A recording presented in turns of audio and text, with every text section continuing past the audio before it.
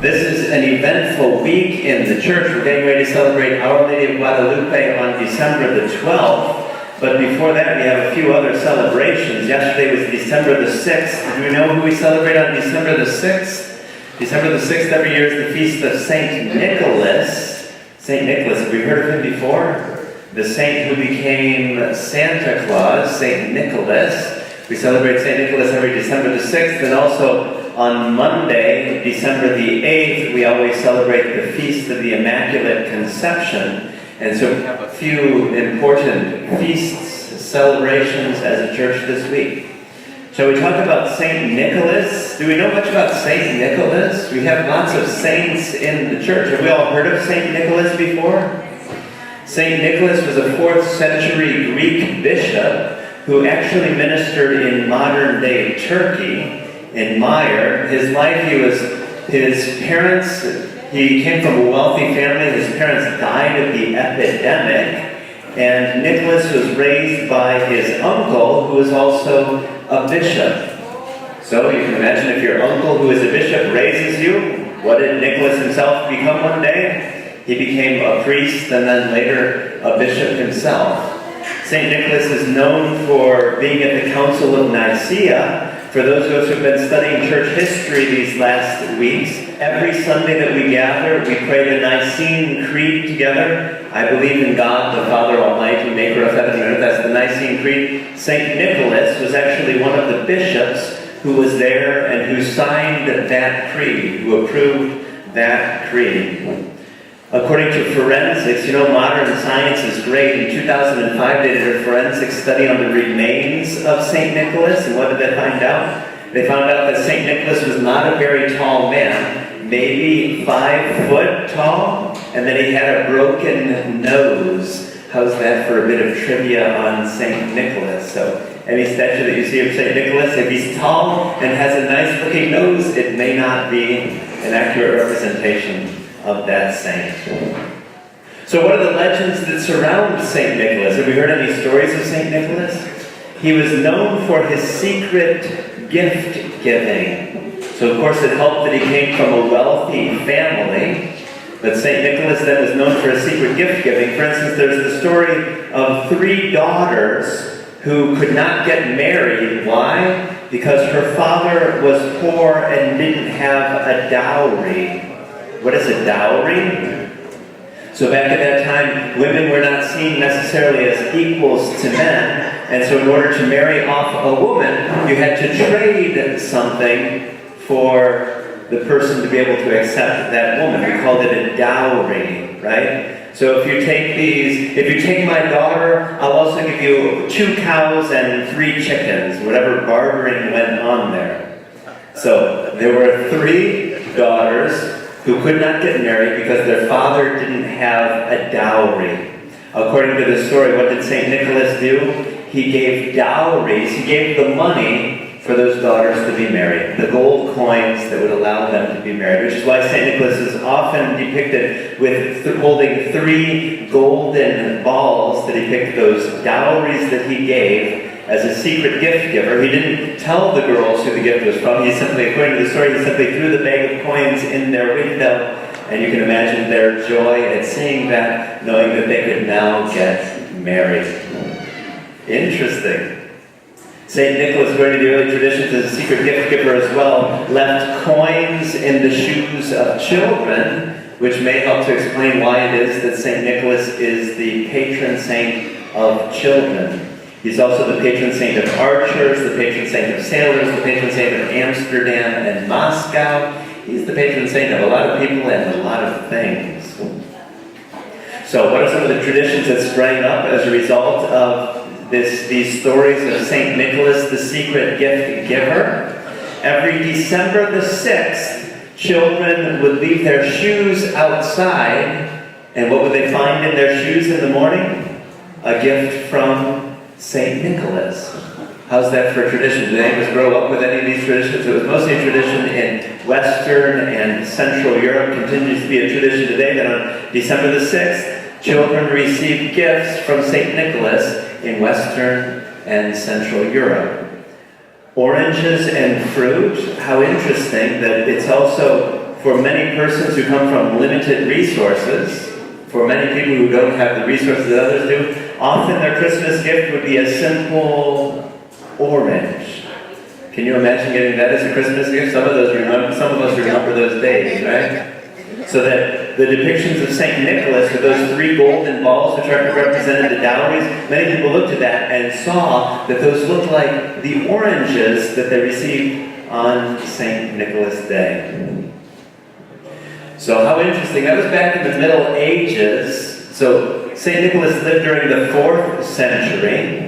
During the Council of Nicaea, he was one of the bishops there. But then later, the Middle Ages is when these traditions about St. Nicholas sprang up. But what happened during the Reformation? Do you remember names like Martin Luther, St. Martin Luther? Did he really like all of the veneration of the saints and everything that was going on? He really had a problem with these things. So he had a problem with this tradition of honoring St. Nicholas and said, why don't we transfer, instead of celebrating St. Nicholas, why don't we transfer this tradition to Christmas?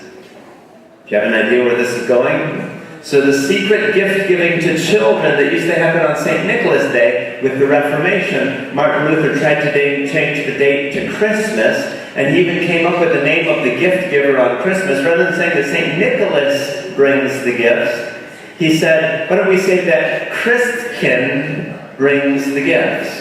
Think about that name, Christkin, Christ.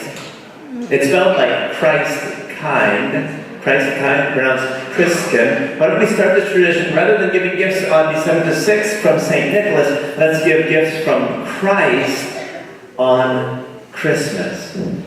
We all know what happened, right? The date for the gift giving changed, but did the giver change? No. So Martin Luther was successful in changing the date on which children got gifts. It was no longer December the 6th, it was now December the 25th, but he was not successful in changing the gift giver. So many people were telling their children, generation after generation, that the gifts came from St. Nicholas, that the tradition continued of St. Nicholas bringing the gifts on Christmas for children. We have any sense of where this is going? We all know that Santa Claus, what is the earliest name that we have for Santa Claus? We used to call him Sinterklaas. Have we heard that before? Sinterklaas. Think about it for a moment. Saint Nikolaos, Sinterklaas. St. Nikolaos, Sinterklaas. Oh, we can see how it was that name was transformed so that St. Nikolaos became Sinterklaas, who in 1773 became Santa. How interesting that since 1773 we've not been celebrating St. Nicholas so much as the giver of gifts, but now we have a new secret gift giver with all the traditions that go around that, with chimneys and letter writing and Santa tracking. All of that began with whom? With St. Nicholas, this 4th century saint in the church who is known as a secret gift giver. So happy St. Nicholas Day. During these days of September, we celebrate St. Nicholas every December 6th as a church. Have we heard this before? Have any of us received gifts from St. Nicholas? It's more common to receive in Latin America. The gift-giving day is January the 6th, not December the 6th, but January the 6th, the feast of the Epiphany, the solemnity of the Epiphany. The three kings bring gifts for children in Latin America. Here in the United States, currently the tradition is that of Santa Claus on December the 25th. Interesting. Shirley? I'm a little confused because I grew up, my grandparents on my mother's side were from Europe, Eastern Europe, and one of them was, and she always they had a tradition about, and I think it was another saint, and they put their shoes out, and it was early in December, and it was there a saint, Lucy or Lucia? Was that it? Excellent question. So Shirley is remembering how it was that there used to be another saint in their family who used to bring gifts. Was it maybe a Santa Lucia, she's wondering? If so, St. Lucy is celebrated by the church every December the 13th. So it's conceivable different countries have different traditions of gift givers. So how interesting how it is in some countries it was Saint Nicholas. In other countries it's the Magi bringing gifts. It's conceivable that in other countries, especially if the date was December the 13th, the feast of Saint Lucy, how it is that Saint Lucy could have been credited as a secret gift giver as well. They were already, supposed to be acting really, really good because they waited for the big day at Christmas, but she came first. Isn't that a great tradition? So when we tell people if there's a secret gift giver who may be coming, call him Saint Nicholas or Santa Claus or Saint Lucia or the Magi, then suddenly we as children think about this. Wait a minute, if I want a gift, what do I have to do? I better behave. I better behave. Good parenting strategy. Margie? But you said that and it reminded me, last week at the homily, we were talking about being good for goodness sake. Last week we were talking about being good for goodness sake. We were talking about Santa Claus last Yeah, week. right, Santa Claus, right.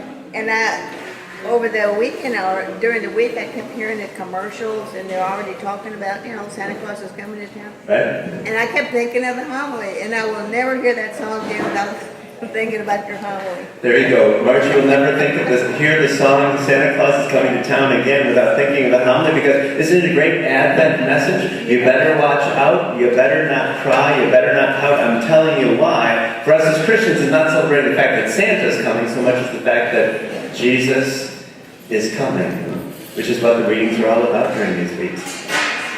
So as December the 6th, we celebrate St. Nicholas every December the 6th as a church.